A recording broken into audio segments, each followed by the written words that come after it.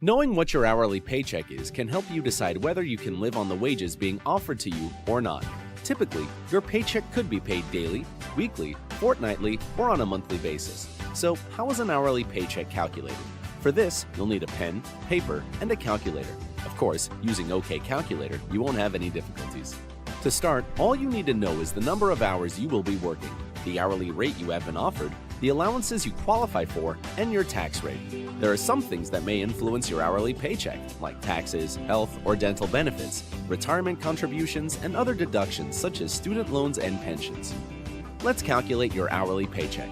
1. Multiply your time at work by the amount you will be paid.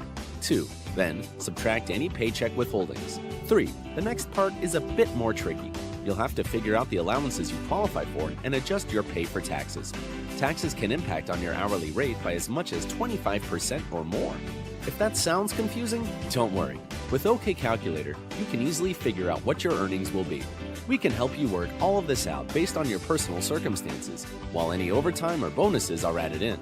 With this information, you can figure out if you can afford to take on your new role or if you need to find one with a better hourly paycheck. Just remember to visit OkCalculator.com for the best resources to manage your finances.